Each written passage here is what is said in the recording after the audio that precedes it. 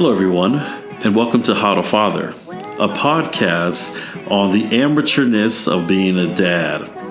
I want to first thank everyone who tuned in to my quick 3-minute introductory episode talking about what we're going to do, why we're doing it, etc.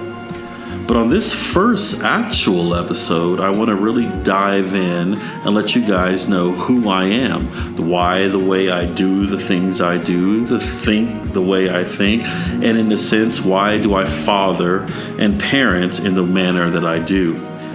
My name is Troy Rivas, if you didn't know, and I want to dive pretty deep into fatherhood and learning about how to be a better dad, not just for my kids, but for everyone that's around us. As we know, it does take a village. So I started this podcast for a couple reasons in mind. First was to share experiences as a dad. I've only been a dad, if you put the kids' years together, just around 17 years. My oldest, Camden, he is 9, will be 10 this year. And my youngest, Maxton, he is 6 and will be 7 this year. With that being said, it's been a journey. It's been a journey. Good, bad, everything in between. I just want to share those experiences. When I started thinking and meditating on this idea of this fatherhood podcast, I first was thinking of a name. Like, what kind of name? What should I really what would bring things together? You thought about Cool Dad or Fun Dad or Dad's Way, or all these different ideas. But I wanted something that was to the point and got across what this podcast is about. And that's how to father. So that popped in my head. Then, of course, I'm like, if I thought it, then a million other dads have probably thought this name and this idea. So I did some research to look to make sure there was no other podcast with that name, How to Father. Went on Apple Podcasts, did a search, and I searched How to Father. And the first, I think about 12 suggested podcasts were mom podcasts. And that to me really showed light on the reason why I wanted to do this. Am I the first? No. Will I be the best? Not even close. But I know that there is a deep need for fathers and dads of all sense of the word. If you're a blended family, if you're a stepdad, if you're a whatever the case is, we all need support. And really, we all know there's really not much support for men.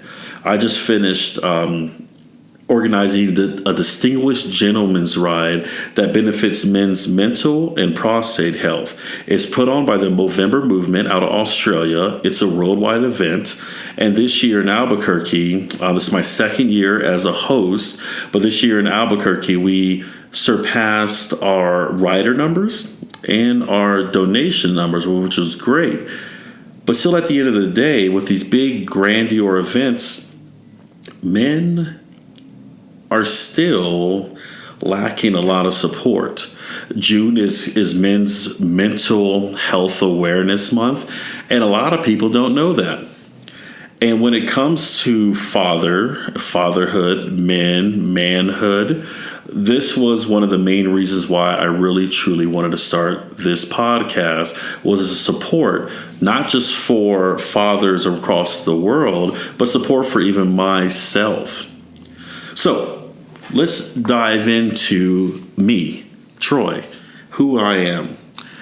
So I was born May 4th, 1985 in Killeen, Texas. My parents were Army brats, go Army. And I was born on Fort Hood in Killeen, Texas. By the time I was around 2, we ended up moving to the East Coast, to Maryland, Virginia. My mom's mom was there, brothers, etc. And so we ended up moving there.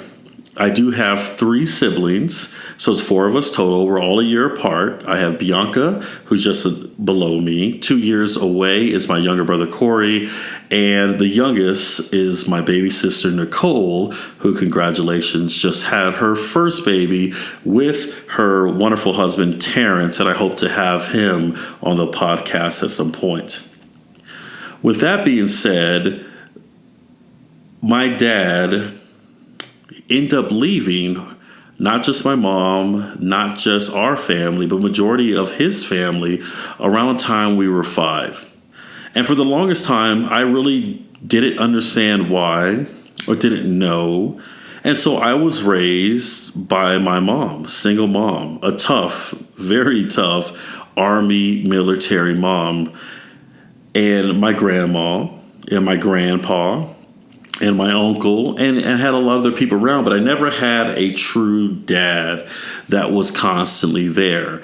I love my grandfathers, so I had 3 granddads. My granddaddy Perkins is not my mom's biological father, but that was my grandmother's second husband, and he pretty much raised my mom and raised us as a granddad.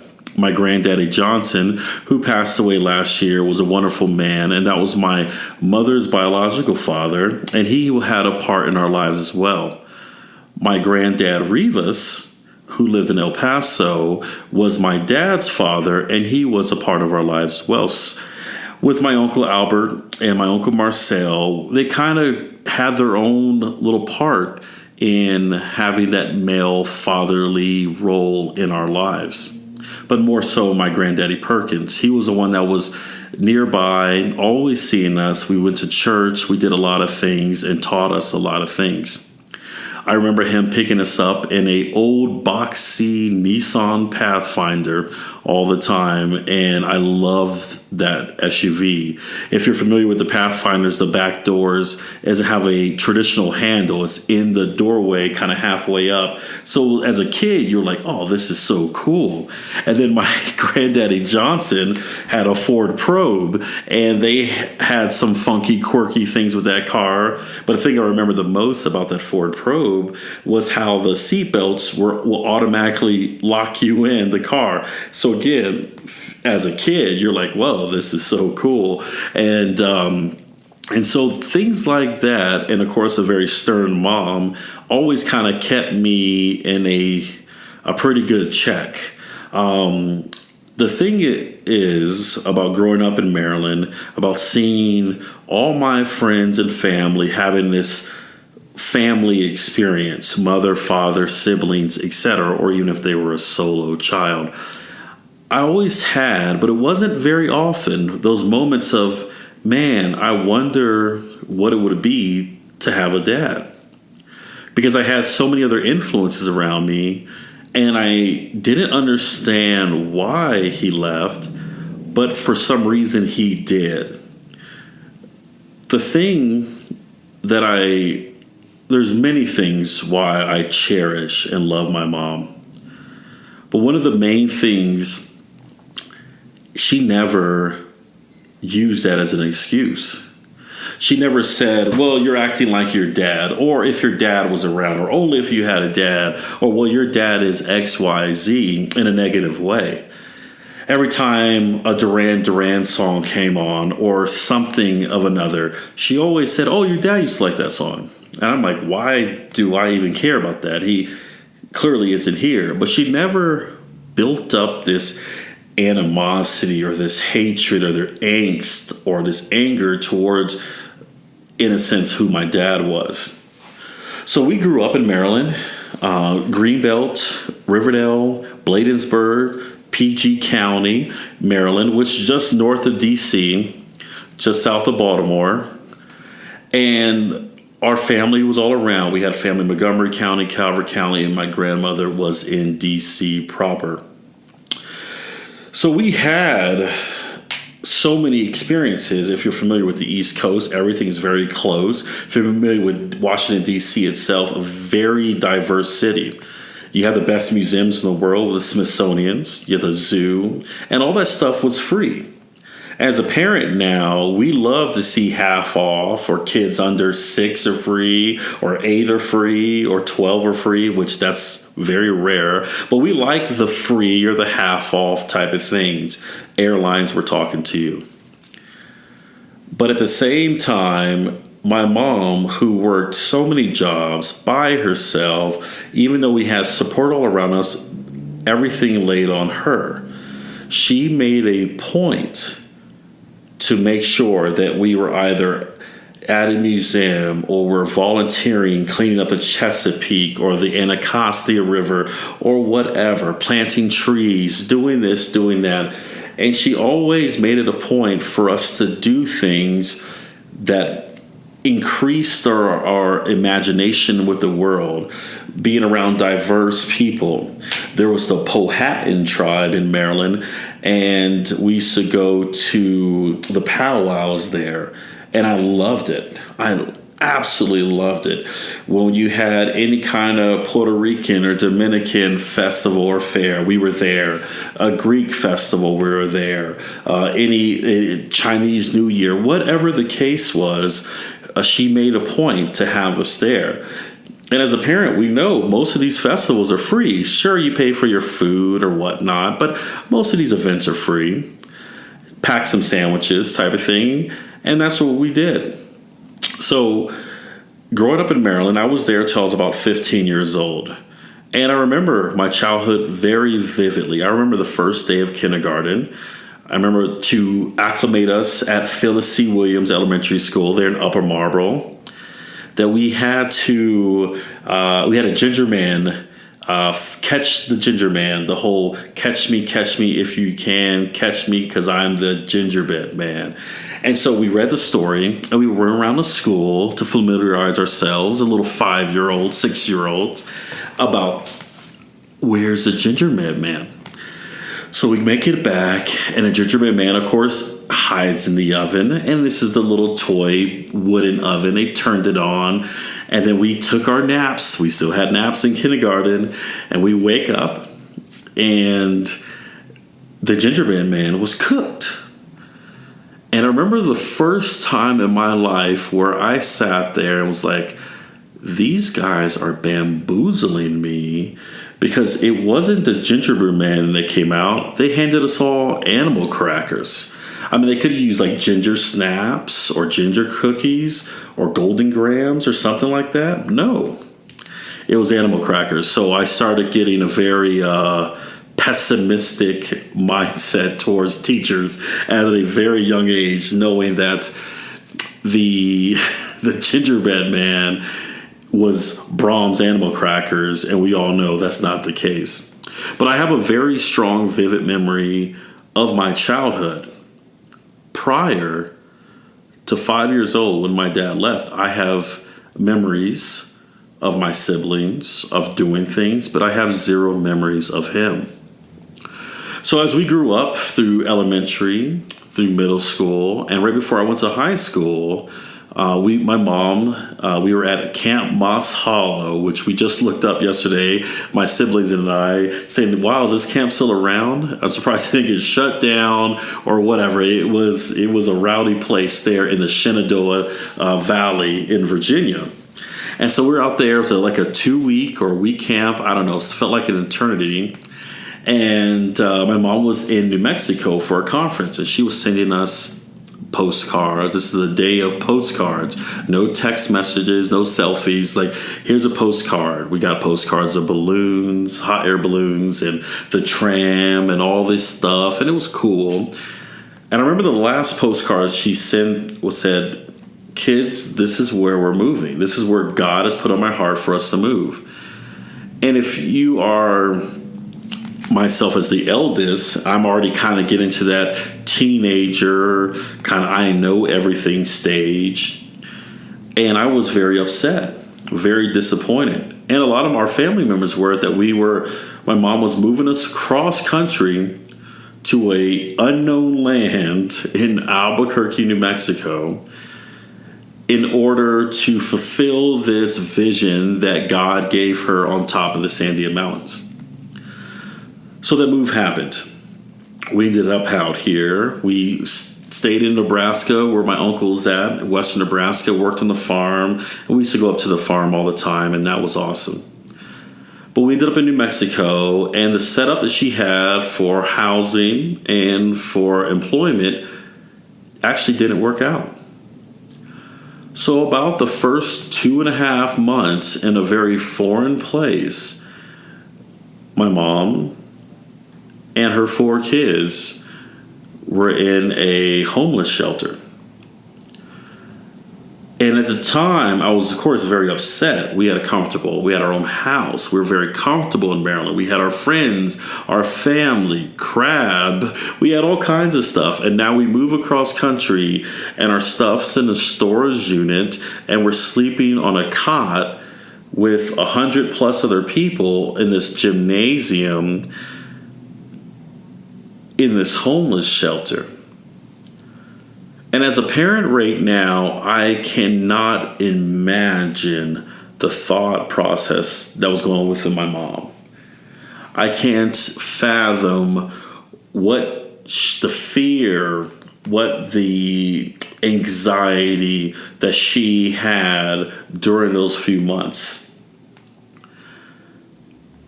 But then I saw that she was, as she always was, did everything above reproach. That she didn't focus on the what ifs or the fears or this or that. She focused on how can we get out? How can we thrive? How can we move forward? And we did just that. We got a town home near 4 Hills, and then the rest is history as we started growing up in Albuquerque with our living situation.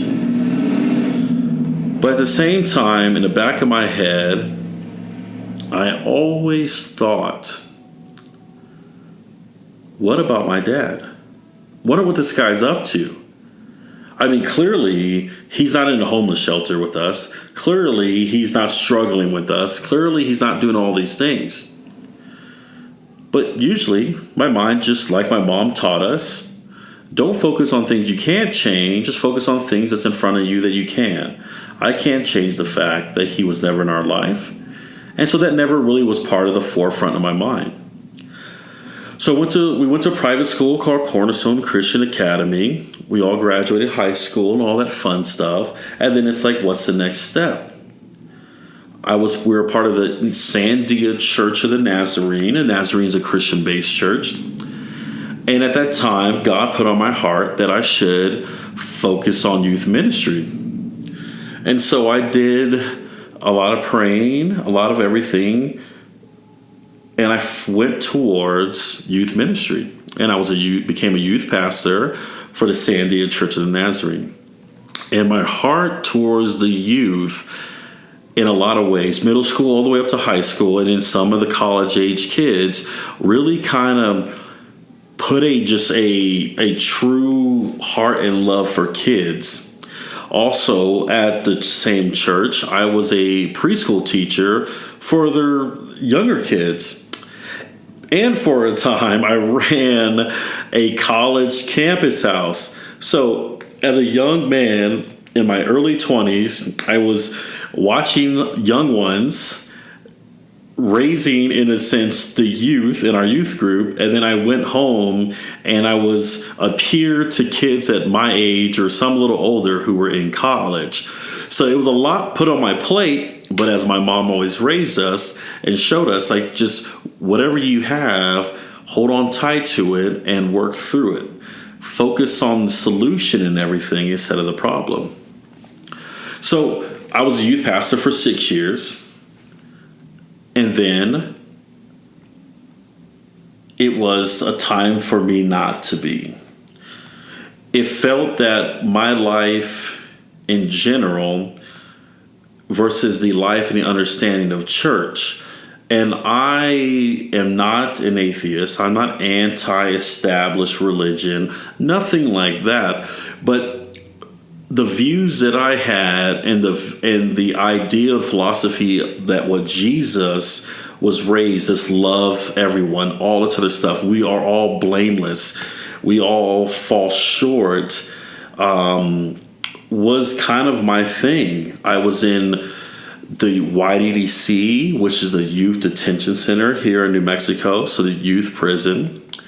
I was a part of the ABC and the ARC homes. That's the Albuquerque Boys Center and the Albuquerque Reintegration Center. Those are kind of this halfway stepping stone homes to get kids back, reintroduced back into the public from YDDC. So with that being said, I had a very strong heart towards youth and towards kids and towards everyone and just giving them hope. And I felt like the philosophy of the church at the time was, yes, hope was there, but it felt like they were trying to have me confined to this idea of this deep relationship, and you have to be at a certain point in your Christianity to be part of this church. And I'm like, well, that's not it. The Bible tells you that the sick need a doctor, not the healthy. And it felt that way. So it came out that as a human, I was falling short as well. That I did some things that in the eyes of the church were considered sinful. And then I was no longer able to do or be a youth pastor. I was on in a sense, probation period in order to reintroduce myself back as a pastor. And during that time, I realized, you know what? No. I don't have to have a label to be or to give hope to kids or to anyone around me. And I decided to step away.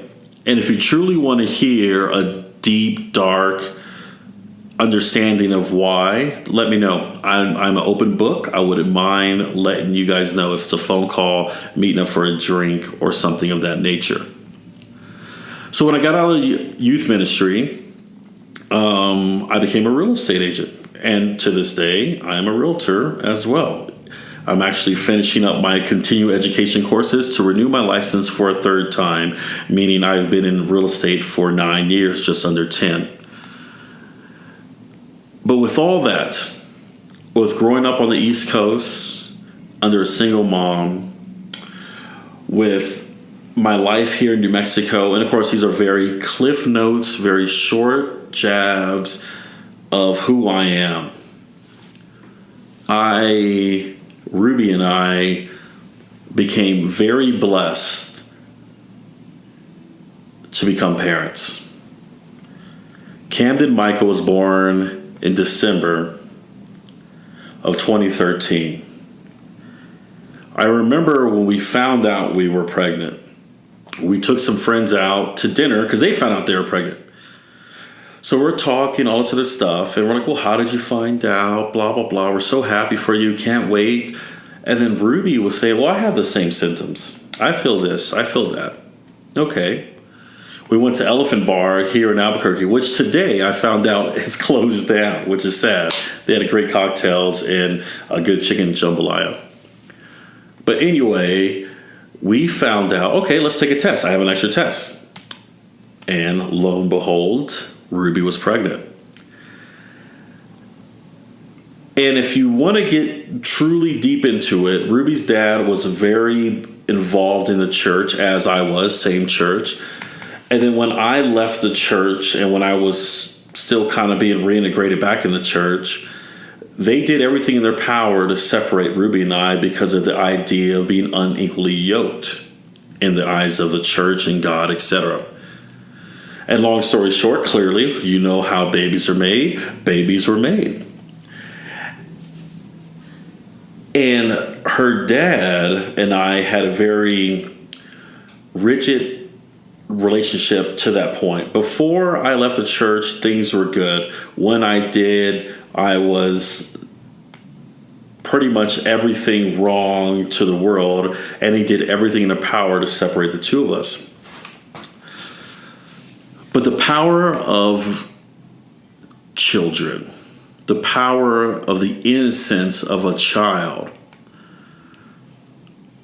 pushed all that aside. Mike and I, which is Ruby's dad, the boy's grandfather, have a great relationship. I'm not a person, just like my mom was with my dad and with a lot of other situations, to hold grudges. I'm not a person to hold on to stuff that I can't change. And even if someone's feelings or idea of me, I will say my piece and then I'll move on. But the second part of that, I will never go out of my way to put them down. So, Camden, my lovely son, my eldest, smart, creative son, Camden, he came along. And my world changed. And I was scared as shit. Oh my goodness. I mean, for 6-7 years, I worked at a daycare with babies and toddlers and preschoolers and elementary age kids. Then for the same amount of time, I was with middle school kids and high school kids. And then the same time, I was dealing with college young adults. And I had zero clue. Absolutely no clue. I was talking to people and trying to figure things out and everything like that, but I had no clue at all how to be a parent. And your life changes very quickly. I played volleyball, I had friends, I had a life, all this other stuff, and I still did that, but of course it changed. And it took a while, and I am very apologetic to Ruby and to Camden for me to realize that.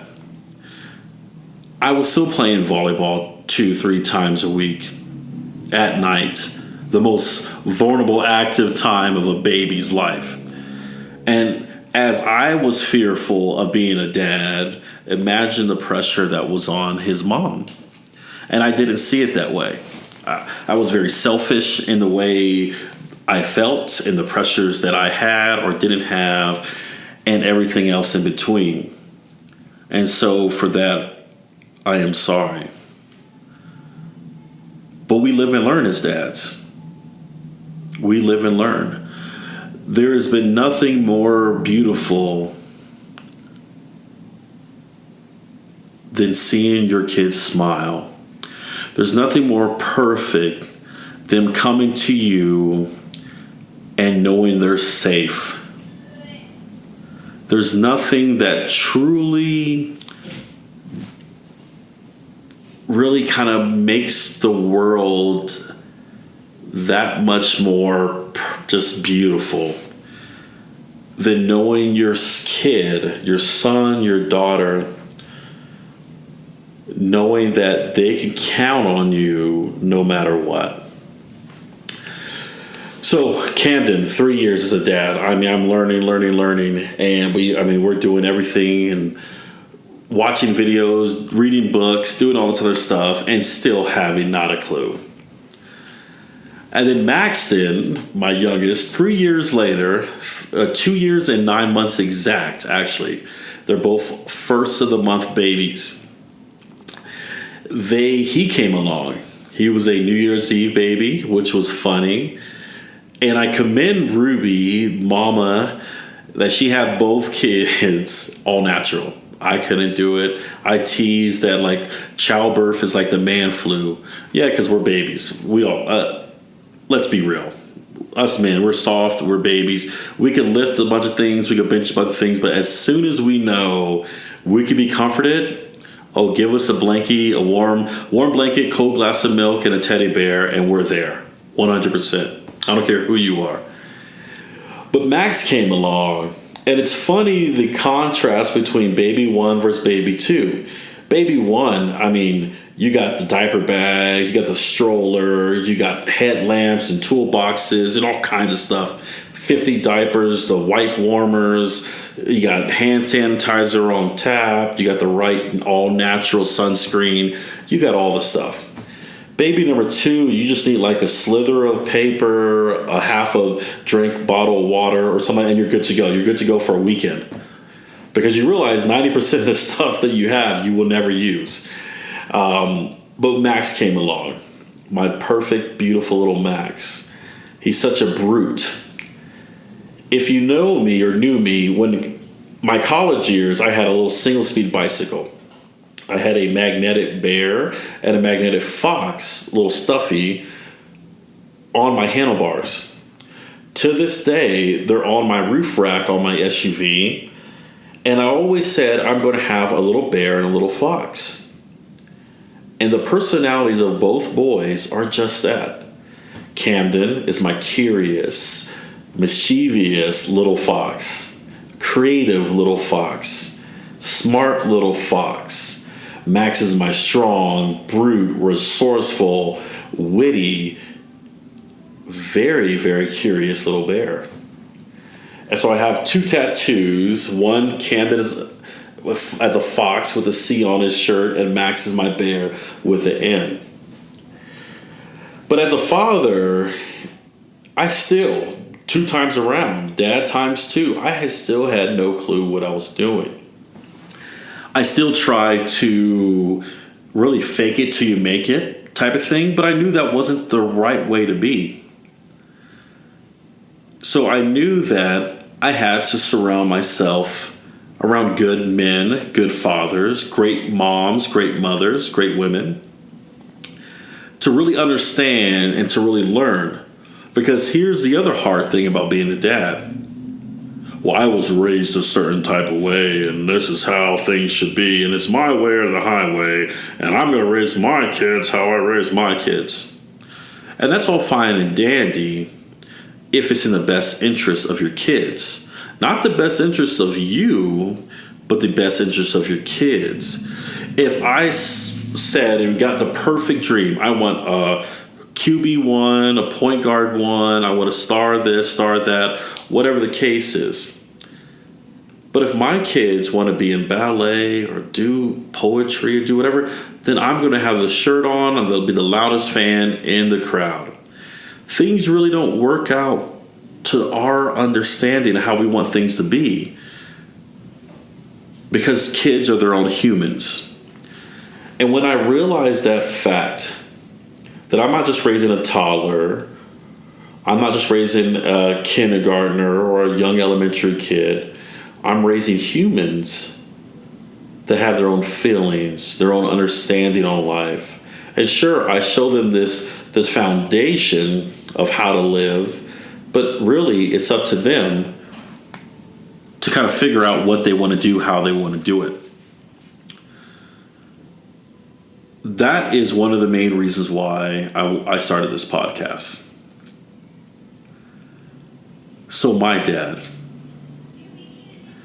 I would say it was about 5 or 6 years ago, my sister and brother-in-law, they were living in Florida as he's in the Air Force. And he was getting out of the Air Force and they were moving back to New Mexico. So I was going to fly out there and help them drive all their stuff out back to New Mexico. In the meantime, my sister, was working at a school on the Space Coast something, but it was a school for special needs and autistic kids. So one of their group projects or class projects, they were going over family trees. So my baby sister, Nicole, decided, let me look up our dad. Let's see if I can find anything on him. And she found out he lived in Florida as well. I would say, I don't know the exact time, maybe like 30 minutes-ish away from her, maybe a little bit more. And she let us know. This is right before I went out there. She met up with him, with her husband, and it was a very emotional time, as you would suspect. She was the baby, she was a daughter, and she was wondering why. So I fly out to Florida. We do all the hullabaloo stuff, all the touristy stuff. And then Saturday came around, and I was going to meet him for the first time, at least that I remember. I drive by, I see him sitting on the porch. He was barbecuing, smoking some pork butt.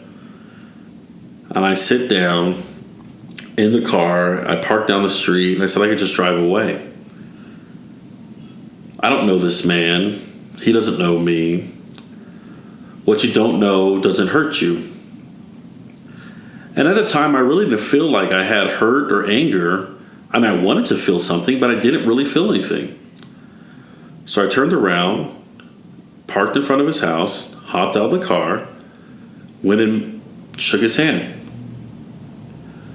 And what I wanted to do was to feel anger or something. So I could just like punch him or just push him or find some kind of emotion that was hidden deep, dark in my life, but nothing was there. His first words to me was, "Hey, mijo." And I wanted to be mad about that. I'm like, you can't call me son. You were never part of my life. So I just sat there, said, "It's finally good to meet you. Tell me about yourself." And all this man could do is say every excuse in the book on why he was in our life. I couldn't change that. He couldn't change that. I wasn't worried about any of that. I said, "Tell me about yourself. I want to know who you are as a man, as a person.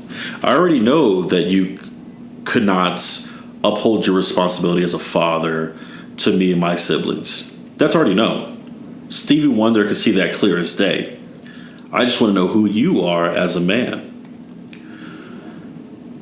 And it was nothing but excuses. He was in the military, he was this, he was that, special forces. And I'm like, you don't have to lie to me.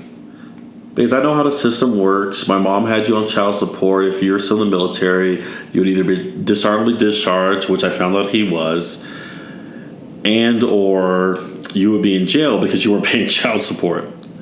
Like, that's just how it was. Like, I'm not ignorant or naive to that. So I said, you know what, here's the thing. Whatever happens between my mom and yourself in the 80s is what happened to you guys in the 80s.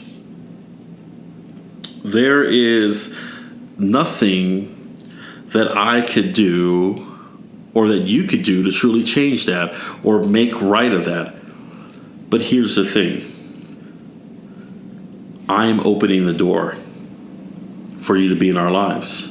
I don't speak on behalf of my siblings, but I speak on behalf of myself, my kids, and my family.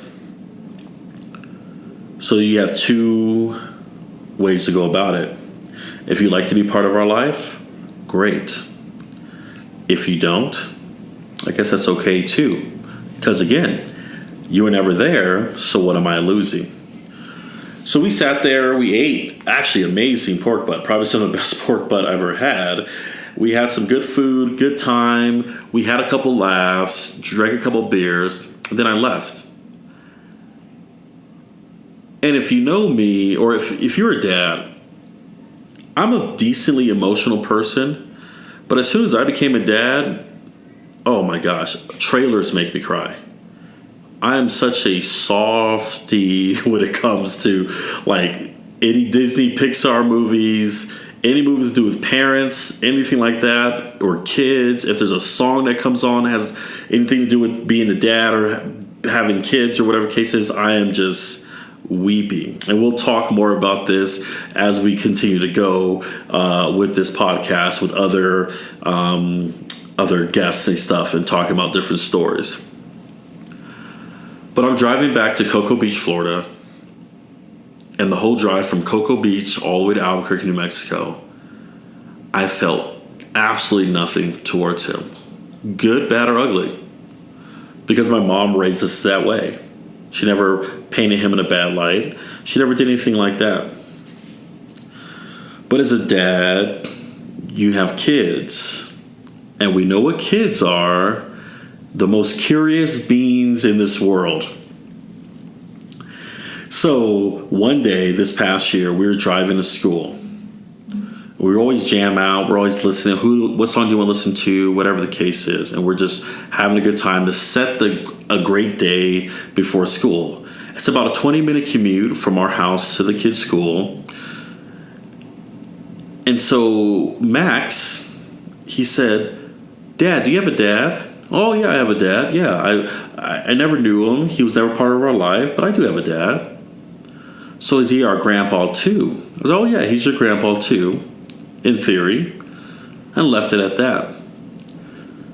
Then he says, well, Mom, how's your dad? How's grandpa doing? Oh, grandpa's good. We could call him after school. And then he says, well, so he's thinking in his head, I know Grandma Patty, which is my mom, Grandma Linda, which is Ruby's mom, Grandpa Mike, which is Ruby's dad, but he doesn't know my dad. And he asked this question that hit me so hard that I feel that at the time, the 37 years of whatever I had compressed down finally came out.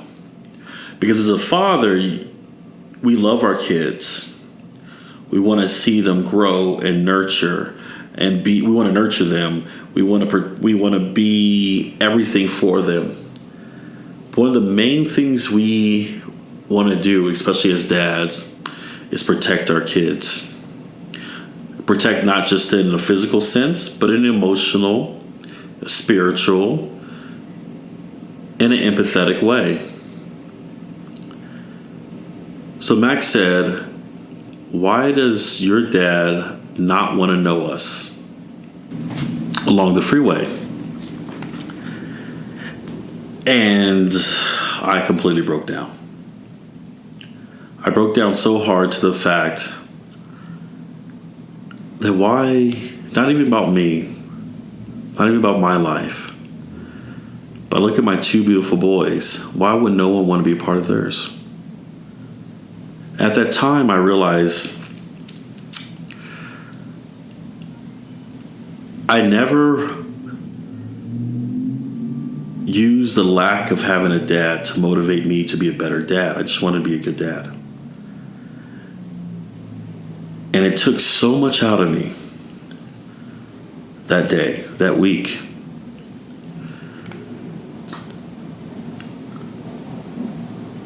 That I realized there's nothing more important in this world to me than being a dad.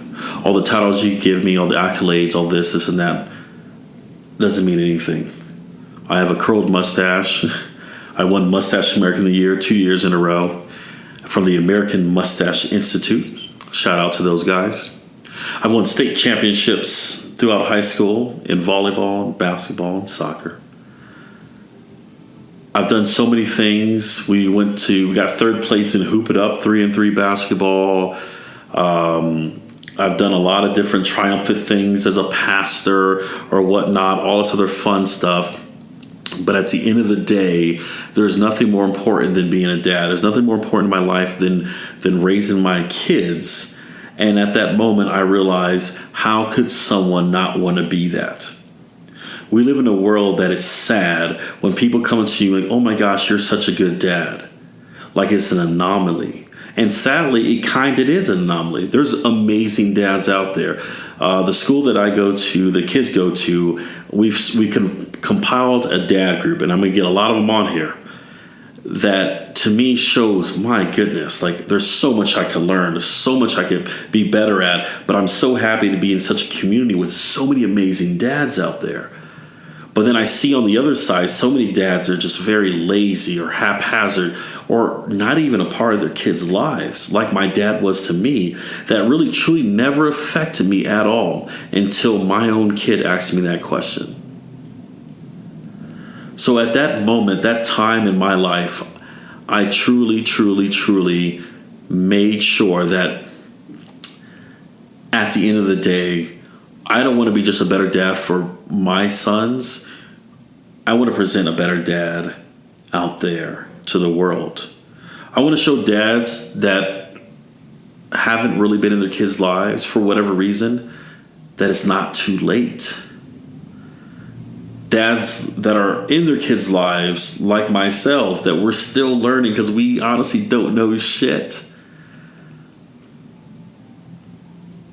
That it's okay to be an amateur at things as long as you're willing to get better, as long as you're willing to grow. We aren't raising toddlers. We aren't raising preteens or teenagers or anyone. We're raising humans. And our legacy isn't what we make. Our legacy isn't what we drive. Our legacy isn't what we do. Our legacy is how we raise our kids to be better, strong, empathetic, loving human beings. That this world would never change if we don't have that, if we aren't that for our kids. So this is why I'm starting this podcast. It's a very small glimpse. I didn't want to be too long. I could ramble all night about my life, and I had a good life. On paper, you could look at it and say, well, he was raised by a single mom who worked multiple jobs. But at the end of the day, my mom made sure that we had what we had. Was it everything and anything? No. We grew up very meekly, but we were able to do and experience things. And it wasn't just with what we could buy, but how our perception of the world was and what she gave us. But with that being said, thank you. Thank you for tuning in. How to Father is going to be a journey that we're all going to be on. It's not going to be just me. This is the last episode, hopefully in a long time, where it's just me. That we're going to have a lot of just dialogue, Q&As. We're going to have specific topics on things, and we're going to have amazing men coming in. We're going to have amazing women coming in, talking about the importance of a dad, or importance of a spouse, or importance or even a co-parent. We're going to talk about deep things like no matter what your co-partner did to separate the relationship, it should not affect their ability to be a mom or their ability to be a dad. And you should never put them down as such just because the two of you guys didn't work out. Like in the case of my mom and my dad. So whatever happened between you two in the 80s still had no merit on you as a father. We're even going to talk about the deadbeats out there who pretend or aren't even a part of their kids' lives no matter the reason why. But we're going to have a lot of fun too. At the end of every episode, my guest is I'm going to ask him, present me your best dad joke. It's not going to be just raw and real. Sure, that's what it's going to be. It's not going to be serious and this and that. But we want it to be light and fun and educational. So as I end this first episode on How to Father, I'll give you a dad joke. As I am in real estate, I will do a real estate dad joke. So I had a client who wanted to put a fireplace in their property, in their home. So he got the quote for the fireplace insert inside the house, but he needed a quote for the flue on the outside. So he calls a contractor and says, I got the wood-burning stove fireplace for the interior. I got the flue to go to the ceiling, but how much would it cost to cut a hole through the ceiling and to have the flue go out to let the fumes and the smoke to go out of the house? The contractor says, you want to know how much it costs to put a chimney on the roof? He said, yes. Oh, it's nothing because it's on the house. So thank you guys for listening. Episode 1 of How to Father. Stay good out there. You got this, dads. You got it. Until next time, peace.